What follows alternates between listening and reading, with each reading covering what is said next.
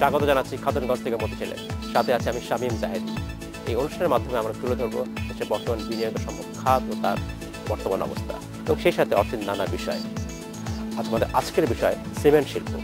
আর এ নিয়ে আলোচনা করতে আমাদের সাথে আমাদের স্টুডিওতে আছেন বসুন্ধরা গ্রুপের সিমেন্ট সেক্টরের প্রধান বিপণন কর্মকর্তা সাইফুল ইসলাম হেলালি এবং আকিজ সিমেন্ট কোম্পানি লিমিটেডের উপমহাব্যবস্থাপক এম জসিমউদ্দিন। তবে মূল আলোচনা যাওয়ার আগে দেখে নেব একটি রিপোর্ট। নির্মাণ কাজের জরুরি উপকরণ সিমেন্ট। বাংলাদেশের সরকারি বেসরকারি পর্যায়ে সিমেন্টের চাহিদা বর্তমানে 1.5 কোটি টন। 5টি বহুজাতিক প্রতিষ্ঠান সহ মোট 34টি সিমেন্ট প্রস্তুতকারক বছরে 1.85 লাখ টন উৎপাদন করতে সক্ষম। পদ্মা বহুমুখী সেতু নির্মাণ সহ সরকারের বড় উন্নয়ন প্রকল্পগুলো শুরু হলে সিমেন্টের চাহিদা বেড়ে যাবে কয়েক গুণ। বর্ধিত এই চাহিদাকে সামনে রেখে তাই তৈরি হচ্ছে দেশি বিদেশি সিমেন্ট প্রস্তুতকারকেরা। বহুজাতিক প্রস্তুতকারকদের দাবি তারা এখন থেকে তৈরি, আর বাংলাদেশ তাদের কাছে ব্যবসার চমৎকার একটি স্থান।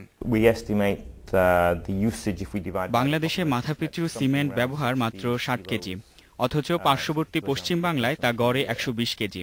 উন্নয়নের প্রবৃদ্ধি বজায় থাকলে আগামী 5 বছরে চাহিদা বর্তমানের 1.50 লাখ টন থেকে বেড়ে 3 কোটি টন ছুঁয়ে যেতে পারে। ফরাসি সিমেন্ট কোম্পানির বাংলাদেশ প্রধানের দাবি, বাংলাদেশের অব্যাহত অর্থনৈতিক প্রবৃদ্ধি একে লাফার্জের মতো সিমেন্ট প্রস্তুতকারকদের কাছে আরও আকর্ষণীয় করে তুলেছে। অবকাঠামোগত উন্নয়নের ক্ষেত্রে বাংলাদেশ গত 10 থেকে 15 বছরে 8 থেকে 9% প্রবৃদ্ধি ধরে রাখতে সক্ষম হয়েছে। ব্যবসার জন্য এটি চমৎকার একটি পরিবেশ। সিমেন্ট উৎপাদনে আরেক বহুজাতিক প্রতিষ্ঠান সিমেক্সের ব্যবস্থাপনা পরিচালক দাবি করেন, বিশ্বনন্দিত বিভিন্ন স্থাপনা নির্মাণে সিমেন্ট সরবরাহের অভিজ্ঞতা রয়েছে তাদের। মানের ক্ষেত্রে তারা অনেকটাই এগিয়ে। বাংলাদেশের চাহিদা বৃদ্ধির কথা মাথায় রেখেই সিমেক্স চলতি বছর থেকে উৎপাদন বাড়ানোর উদ্যোগ নিয়েছে। বিশ্বে আমরা সিমেন্ট উৎপাদনে প্রধান নাম, আর রেডিমিক্স প্রযুক্তিতে আমরাই সেরা। সুতরাং আমাদের সেই অভিজ্ঞতা রয়েছে, আমরা সেই অভিজ্ঞতাকে বাংলাদেশে ব্যবহার করতে চাই। তিনি বলেন, প্রয়োজনে সিমেক্স আন্তর্জাতিক বিশেষজ্ঞদের নিয়ে আসবে বাংলাদেশে। কোনো অবকাঠামোকে দীর্ঘস্থায়ী করতে উন্নত মানের রেডিমিক্সের বিকল্প নেই। আমাদের সেই প্রযুক্তিও আছে, আমরা সেই প্রযুক্তির সাথে বিশেষজ্ঞদেরকেও নিয়েও আসতে চাই। নির্মাণ খাত সংশ্লিষ্টদের মতে, প্রতিযোগিতার এই বাজারে যাদের কাছে উন্নত প্রযুক্তির সাথে পূর্ব অভিজ্ঞতা থাকবে, আগামীতে বাজারে নিয়ন্ত্রণ থাকবে তাদের কাছেই। Mashiur Rahman, Independent News, Dhaka. দেখছিলাম আমরা প্রতিবেদনটি। স্বাগত জনাব হেলালি এবং জনাব জসিমউদ্দিন। প্রথম প্রশ্নটা আমি জনাব হেলালিকে করতে যাচ্ছি, সেটা হচ্ছে বাংলাদেশের সিমেন্ট শিল্পের বর্তমান অবস্থাটা কি? বলা যায় যে বাংলাদেশ সিমেন্ট শিল্পের বর্তমান অবস্থা খুব ভালো অথবা খুব খারাপ, কথা বলা যাচ্ছে না। লাস্ট ইয়ারে সিমেন্ট শিল্পের গ্রোথ ছিল অনলি 2%। আমরা আশা করেছিলাম যে এবার গ্রোথ হবে 10%, কিন্তু সেই ধরনের অবস্থা পরিলক্ষিত হচ্ছে না। আর সিমেন্ট শিল্পের ক্যাপাসিটি বর্তমানে 22 মিলিয়ন মেট্রিক টন, যেখানে ডিমান্ড 16 মিলিয়ন মেট্রিক টন, এবং প্রায় 16 কোটি টন, না 16 মিলিয়ন মেট্রিক টন। আমি তো কোটি হিসাব করতে যাচ্ছিলাম। এটা হলো 1.60 লক্ষ। 1.60 লক্ষ। এবং এটা এই বছর শেষ নাগাদ হবে 24 মিলিয়ন মেট্রিক টন। তার মানে হচ্ছে যে এই বছর শেষ নাগাদ 1/3 ক্যাপাসিটি আমাদের আনইউটিলাইজ থাকবে। এটা একটা বড় চ্যালেঞ্জ আমাদের সিমেন্ট শিল্পের জন্য। আর এবছর বাজেটে যেটা দেখা যাচ্ছে যে ক্লিংকারে ডিউটি বেড়েছে প্রতি টনে 150 টাকা, যদিও স্ল্যাগ এবং ফ্লাই অ্যাশের ডিউটি কিছু কমেছে, কিন্তু আলটিমেটলি প্রতি ব্যাগের সিমেন্ট প্রোডাকশন কস্ট কমেনি, যার ফলে দেখা যাচ্ছে যে সিমেন্ট প্রোডাকশন কস্ট প্রতি ব্যাগে 50 পয়সা থেকে 1 টাকা করে বেড়ে গেছে। এবং এটাও আমার মনে হয় যে কনজিউমার এবং উৎপাদনকারীর জন্য কোনো ভালো বিষয় না। জনাব জসিমকে একই প্রশ্ন, আপনি কিভাবে দেখছেন সিমেন্ট শিল্পের বর্তমান অবস্থাকে? ধন্যবাদ আপনাকে। আমি একটু ইতিবাচকভাবেই দেখছি। আমাদের এই সাবকন্টিনেন্টের সিমেন্টের যে দাম এবং বাংলাদেশের যে সিমেন্টের দাম, সে অনুপাতে বাংলাদেশের যে কনজামশন ট্রেন্ড এখন আছে, তাতে সিমেন্ট শিল্পের বিকাশ হওয়ার যথেষ্ট সুযোগ রয়েছে। এবং আমাদের শুধু দেশীয় দৃষ্টিকোণ থেকে ভাবলে হচ্ছে না, আমাদের 7 সিস্টার্স যারা ইন্ডিয়া, বার্মা, তাদেরকেও নিয়েও আমাদেরকে ভাবতে হচ্ছে যে এখানে একটা আমাদের বাংলাদেশে যে সিমেন্টের হাব হয়েছে, যে লজিস্টিক ফ্যাসিলিটি রয়েছে, এর প্রেক্ষিতে বলা যায় যে সিমেন্ট বাংলাদেশে আরও বেশি বিকশিত হতে পারে, আরও বেশি বিকশিত হওয়ার সুযোগ রয়েছে এখানে।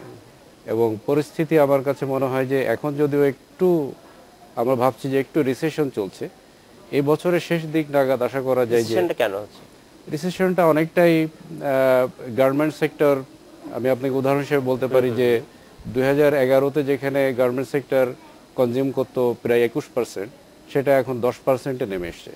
এটা তো Total কনজিউম করতে মূলত কনস্ট্রাকশনের ক্ষেত্রে ইউজ হতো, কনস্ট্রাকশনে মেগা স্ট্রাকচার বা তাদের যে রোড, এছাড়াও অবকাঠামো, হ্যাঁ, অবকাঠামোগত যেটা, সেটা অনেক কমে গিয়েছে। তো রিয়েল এস্টেট সেক্টরে আমরা একটা রিসেশন পাচ্ছি যে সেখানে তাদের ইউটিলিটির অভাবের কারণে তারা ফ্ল্যাট সেল করতে পারছে না। ইন দ্যাট কেস সেখানেও কিন্তু একটা কনজাম্পশন ফল করেছে। শুধু হাউস হোল্ড যাদের না করলে নয়, এখানে সিমেন্টটা ব্যবহৃত হচ্ছে। দ্যাটস ওয়াই এই রিসেশনটা এখন আছে। আমি আশা করি যে এটা ওভারকাম হবে। আপনি যেটা বলছিলেন যে পার্শ্ববর্তী দেশগুলো উৎপাদনের কথা বলছেন, স্বাভাবিকভাবে যে বিষয়টা উঠে আসে যে এর রপ্তানি সম্ভাবনার কথাটা আসে। আমরা প্রায় শুনছি সিমেন্টের রপ্তানির কথা। সিমেন্টের যে মূল উপাদান ক্লিংকার, মূল কাঁচামাল যেটা ক্লিংকার, সেটা আসে বাইরে থেকে আসে, এবং এছাড়া আরো বোধহয় কিছু উপাদান যেটা সেটাও বোধহয় বাইরে থেকে আনতে হয় পুরোটাই। তো তাহলে জি বলুন। এখানে আমাদের সিমেন্ট তৈরির ক্ষেত্রে কয়েকটি উপাদান লাগে, যেমন ক্লিংকার মূল উপাদান, এছাড়া থাকছে জিপসাম, লাইমস্টোন, ফ্লাই অ্যাশ এবং স্ল্যাগ। রাইট। এক্ষেত্রে ক্লিংকার আসে ইন্দোনেশিয়া থেকে, মালয়েশিয়া থেকে, কোরিয়া থেকে, চীন থেকে, বাকিগুলো ভারত থেকে, বিদেশ থেকে আসে। আর জিপসাম আসে থাইল্যান্ড থেকে। আমি আসলে ওটাই বলতে চাচ্ছি, সব উপাদান যদি বিদেশ থেকে আসে, তাহলে কি এটা আসলেই আমরা তৈরি করে বাইরে এক্সপোর্ট করতে পারবো, রপ্তানি করতে পারবো, সেই কম্পিটিটিভনেস আমাদের থাকবে? ইনফ্যাক্ট বর্তমানে আমাদের এখন সিমেন্ট এক্সপোর্ট হচ্ছে 2% সিমেন্টের মতো। মূলত আমাদের 7 সিস্টার কান্ট্রিগুলোতে হচ্ছে, ভারতীয় যে 7টি রাজ্য আছে, 7টি রাজ্য, যেমন ত্রিপুরা, মিজোরাম, আসাম, এই অঞ্চল, মেঘালয়, এই অঞ্চলগুলোতে।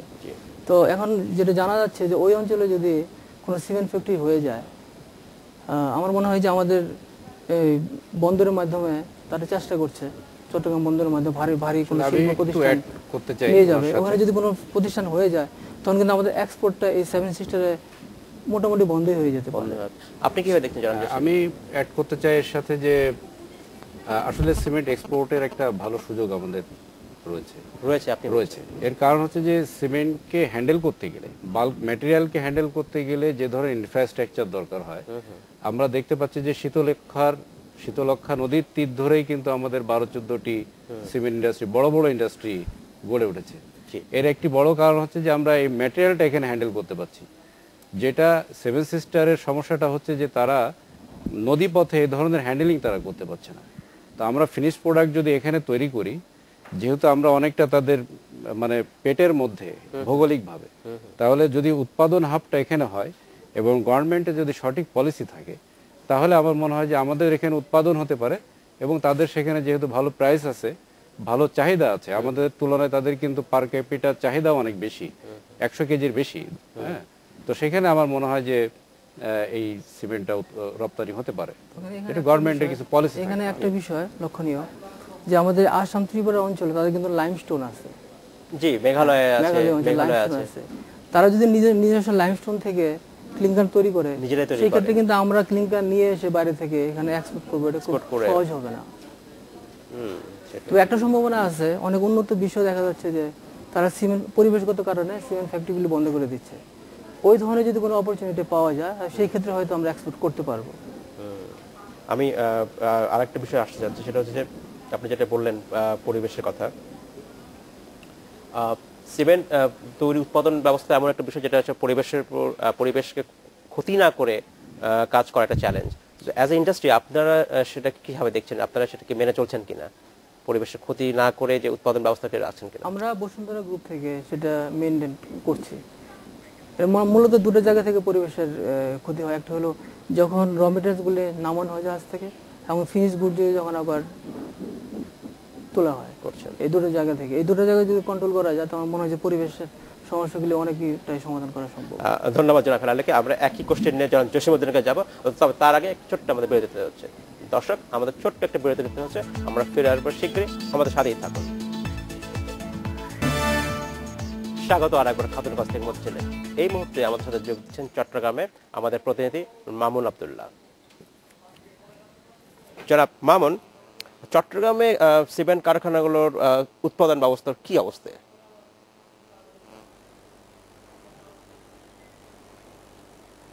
ধন্যবাদ শামীম জাহিদে। আপনারা ইতিমধ্যে শুনেছেন যে সিমেন্ট যেখানে উৎপন্ন হোক না কেন এটার পুরো চাহিদাটা দেখে থাকে সারা দেশে। তবে মূল কারখানাগুলো যেহেতু এখানে মূলত কাঁচামালগুলো আমদানি নির্ভর এবং আমদানি নির্ভর কাঁচামালের কারণে কারখানাগুলো সাধারণত নদীর পাড়েই রাখা হয়, অর্থাৎ নদীপথে কারখানাগুলো যে জাহাজে করে আমদানি হয় বহির্বিশ্ব থেকে, এরপর আমাদের অভ্যন্তরীণ নদীপথে পরিবহন করে নদীর পাড়ে স্থাপিত কারখানাগুলোতে নিয়ে যাওয়া হয়। ঠিক চট্টগ্রামে যেহেতু নদীর পাড়ের একটা শহর, এখানে অনেকগুলো কারখানা আছে। আমরা হিসেব নিয়ে জেনেছি যে চট্টগ্রামে মোট সিমেন্ট কারখানা আছে 10টা, এর মধ্যে এখন উৎপাদনে আছে 9টিতে যে পরিমাণ সিমেন্ট উৎপন্ন হয় তার পরিমাণ প্রায় বছরে তাদের উৎপাদন ক্ষমতা প্রায় 45 লাখ টনের মতো। এই 45 লাখ টন দেশের মোট চাহিদার প্রায় 30% পূরণ করে থাকে এই সব কারখানাগুলো। তো যেমনটি আপনারা শুনছিলেন যে সিমেন্টের চাহিদা সাম্প্রতিক সময়ে কমে গেছে, বিশেষ করে গত কয়েক বছর ধরে দেশের অর্থনৈতিক মন্দা, রিয়েল এস্টেট সেক্টরের বিশেষ করে আবাসন খাতের যে ধস বলা যায়, এবং এইসব কারণে সাম্প্রতিক সময়ে সিমেন্টের চাহিদাটা বেশ কমে গেছে। এই কমে যাওয়ার কারণে কারখানাগুলোতে উৎপাদনও প্রায় অর্ধেকে নেমে এসছে। ধন্যবাদ মামুন আব্দুল্লাহ, আমরা আপনার সাথে ফিরে আসবো, আপনি আমাদের সাথেই থাকুন। আমরা স্টুডিওতে আলোচনা শুনছিলাম।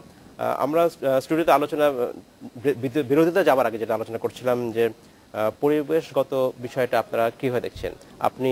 আমরা সাধারণভাবে বলতে পারি যে আগের থেকে এখন পরিবেশগত যে চলকগুলোই আছে, যে দুইটা পর্যায়ে আমরা পরিবেশকে দেখে থাকি, যে আমাদের র ম্যাটেরিয়াল হ্যান্ডেলিং এবং ফিনিশ প্রোডাক্ট হ্যান্ডেলিং, এই দুইটার দিকে আমাদের অন্যান্য ফ্যাক্টরিগুলো এখন ভালোভাবে পরিবেশকে অ্যাটেন্ড করছে। জি, আর আকিস সিমেন্ট থেকে আমি একটু স্পেশালি বলতে চাই, যেহেতু আমরা ফ্ল্যাশ হ্যান্ডেল করি না, সেহেতু আমাদের মেজর যে পরিবেশ হ্যাজার্ড হওয়ার যে উপাদানটি, এটি আমাদের হাতে নাই। সুতরাং আমাদের পরিবেশের যে রক্ষণের দিকটি অনেক ভালো আছে। ধন্যবাদ। আমি আরেকটি প্রশ্ন করতে চাই যে একজন ভোক্তা হিসাবে ভালো সিমেন্ট বা খারাপ সিমেন্ট বিষয়গুলো চলে আসে, তো একজন ভোক্তা হিসেবে আমি ভালো সিমেন্ট বুঝবো কি করে? এক্ষেত্রে একটা বিষয় আমাদেরকে ভেবে নিতে হবে আগে, সেটি হচ্ছে যে সিমেন্ট কিন্তু কখনোই সাথে সাথে বোঝা যায় না যে এটি কি ধরনের প্রোডাক্ট। এটা কোনো কনজিউমার গুডস নয়, এটা দীর্ঘমেয়াদী একটা পণ্য ব্যবহারের জন্য। তো এখানে যেটা আমাদেরকে ভাবতে হবে এবং আমাদেরকে একটু চিন্তা করে প্রোডাক্টটা কিনতে হবে, এমন ম্যানুফ্যাকচারার থেকে কোম্পানি থেকে আমাদের সিমেন্ট কিনতে হবে যাদের একটা লাগেজ রয়েছে এই বাংলাদেশে, যারা দীর্ঘদিন বিভিন্ন পোর্টফোলিও নিয়ে ব্যবসা করছেন। আর এমন জায়গা থেকে না কেনাই ভালো হবে যে যাদের অতটা দায়বদ্ধতা নাই সামাজিকভাবে বা কোম্পানিগতভাবে, যাদের অত দায়বদ্ধতা নাই, তাদের থেকে একটু সতর্ক থাকতে হবে। তাছাড়া এমনি অলমোস্ট সিমেন্ট। জনাব হেলালি, আপনার কি অভিমত? মানুষ কি করে বুঝবে, যে কিভাবে বুঝবে যে প্রতারিত হচ্ছে না? না, আমাদের জসিম সাহেব যে কথাটা বলেছেন সঠিকই বলেছেন। কারণ যে সমস্ত কোম্পানির গুডউইল আছে মার্কেটে, একটা কনজিউমারের উচিত সেই ধরনের কোম্পানির প্রোডাক্টটা কিনা, যাদের সামাজিক দায়বদ্ধতা আছে। যার একটা গ্রুপ অফ কোম্পানি হয়তো একটা বিজনেস হিসেবে সিমেন্ট বিজনেস করে, সে আরো 10টা বিজনেসের সাথে জড়িত, সে কখনোই চাইবে না একটা সিমেন্টের জন্য আরো 10টা বিজনেস নষ্ট হোক। আচ্ছা আচ্ছা, এই বিষয়টা যদি খেয়াল রেখে আপনি বলছেন তাহলে ব্র্যান্ডে গুরুত্ব দিচ্ছেন বা ভালো কোম্পানি গুরুত্ব দিচ্ছে, সেটা একটা বড়। এই গুণগত বিষয়টা নিয়ে আমি কথা বলতে যাচ্ছি। জনাব মামুন আব্দুল্লাহ, আপনি অ্যাজ এ রিপোর্টার হিসেবে দীর্ঘদিন আপনি কাজ করেছেন, আপনি যখন এই বিষয়ে বিভিন্ন সময় রিপোর্ট করেছেন তখন এই গুণগত বিষয়টা এসেছে বিভিন্নভাবে। তো আপনি চিটাগংয়ে এই জাতীয় কোনো কমপ্লেন পেয়েছেন কিনা ভোক্তাদের কাছ থেকে?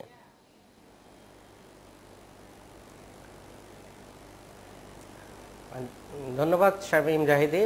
আসলে আপনার কথাই ঠিক যে এতগুলো সিমেন্ট ফ্যাক্টরি দেশে আছে, সবগুলোর গুণগত মান কিন্তু একরকম না। যেসব সিমেন্ট গুণগত মানের দিক থেকে নিম্নমানের, স্বাভাবিক কারণে সাধারণ মানুষ এগুলা থেকে দূরে থাকে এবং কেনার ক্ষেত্রে এগুলা কম কিনে থাকে। কিন্তু আমাদের দেশে একটা কথা আছে যে সস্তায় যেটা পাওয়া যায় সেটাই সাধারণ মানুষ কিনছে। বিশেষ করে গ্রামের গঞ্জের ছোটখাটো নির্মাণ কাঠামো তৈরির ক্ষেত্রে সাধারণ মানুষ কম দামের সিমেন্টগুলো কিনছেন এবং এতে কিনে তারা প্রতারিতই হচ্ছেন মূলত। এটা আমরা বিভিন্ন সময় দেখেছি, আমাদের বিভিন্ন প্রতিবেদনে এসেছে। আমার সাংবাদিকতা জীবনে দীর্ঘ সময় আমি কাজ করতে গিয়ে দেখেছি এবং বিভিন্ন সময় আমরা প্রায়শই খবর পাই যে গ্রামের অমুক স্থাপনা ধসে পড়েছে, অমুক স্থাপনা ভেঙে গেছে। মূলত এটা সিমেন্টের কারণে হচ্ছে, কারণ সিমেন্টটাই আপনার নির্মাণ কাঠামোকে শক্ত ভিত্তি দিচ্ছে কিন্তু সিমেন্টই। সেক্ষেত্রে সিমেন্ট যদি ভালো না হয় ডেফিনেটলি গ্রাহকরা প্রতারিত হচ্ছেন এবং যারা ব্যবহার করে থাকে তারা একটা ঝুঁকির মধ্যে থাকে সবসময়। ধন্যবাদ জনাব মামুন, আমরা আপনার ফিরে আসবো আবার। আমি আরেকটা বিষয় দৃষ্টি আকর্ষণ করতে যাচ্ছি আমাদেরকে, যেটা হচ্ছে যে আমরা যেটা পদ্মা সেতু নিয়ে আমাদের রিপোর্টেও দেখলাম যে পদ্মা সেতু নিয়ে কথা হচ্ছে, যদি এই সেতু শুরু হয়ে যায় কাজ বা এ জাতীয় আরও কিছু বড় বড় অবকাঠামো কাজ হবে দেশে শীঘ্রই, তখন কি আমরা প্রস্তুত অ্যাজ এ ইন্ডাস্ট্রি হিসাবে? আমি আগে বলেছি যে আমাদের ক্যাপাসিটির চেয়ে আমাদের মার্কেট ডিমান্ড এখন অনেক কম, এবং এই বছর শেষ নাগাদ আমাদের 1/3 আনইউটিলাইজ থাকবে। আমার মনে হয় যে পদ্মা সেতুর মতো কয়েকটা সেতু হলেও আমরা প্রস্তুত সরবরাহের জন্য। আচ্ছা, আরেকটা দিকে দৃষ্টি আকর্ষণ করতে যাচ্ছি, যেটা হচ্ছে যে সিমেন্ট ব্যবহারের ক্ষেত্রে আর কি হয়? এখন ট্র্যাডিশনাল ওয়েতে যেটা হচ্ছে যে অবকাঠামো খাতে এবং বিল্ডিং কনস্ট্রাকশন ব্যবহৃত হতে পারে, ইনফ্রাস্ট্রাকচার দুইটা খাতে। আর কি হতে পারে? যেহেতু আপনি বলছেন যে সরকারের বা আপনাদের প্রচুর ক্ষমতা আছে, মানে উৎপাদন ক্ষমতা আছে, সেই হিসেবে ব্যবহারটা কম। এখন গভর্নমেন্ট লেভেলে যে ইনফ্রাস্ট্রাকচারগুলো হচ্ছে, বিশেষত একটা সেক্টরকে যদি আমরা দেখি, যে যদি রোড কনস্ট্রাকশনে আমরা সিমেন্টকে নিয়ে আসতে পারি উন্নত বিশ্বের মতো, আমরা ইতিমধ্যে আমাদের সিটি কর্পোরেশনগুলোতে তারা ভিতরে যে গলিপথগুলি তারা আরসিসি ঢালাই দিয়ে সিমেন্টের ব্যবহার শুরু করেছেন। এটা একটা প্রজেক্ট, পাইলট প্রজেক্ট, কিন্তু এই প্রজেক্টটাকে এক্সটেনশন করা যেতে পারে। এবং তেমনি উন্নত বিশ্বের মতো আমরা বড় হাইওয়ে যেগুলো আছে, সেই হাইওয়েগুলো কিন্তু আমরা কংক্রিট স্ল্যাবের হাইওয়ে করতে পারি, যেটাতে হিউজ এর থেকে দ্বিগুণ পরিমাণ সিমেন্টের ক্যাপাসিটিও যদি আসে, তাহলে সেটা ইউটিলাইজেশন হয়ে যাওয়া সম্ভব।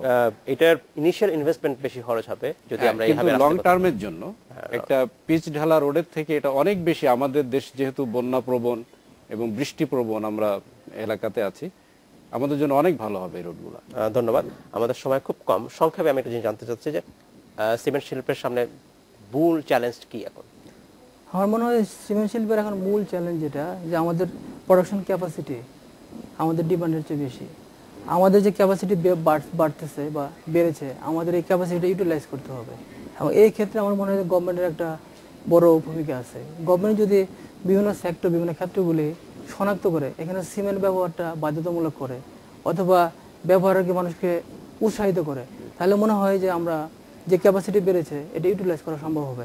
যেমন কিছুক্ষণ আগে জসিম সাহেব যেটা বললেন, যে আমাদের অলিগলি থানা লেভেলের যে পথগুলি আছে, ইভেন রাজপথও যদি আমরা সিমেন্ট দিয়ে করে, তার উপরে যদি আমরা আমাদের শেষ করতে সময় কম, একই প্রশ্নের সামনে কি চ্যালেঞ্জ?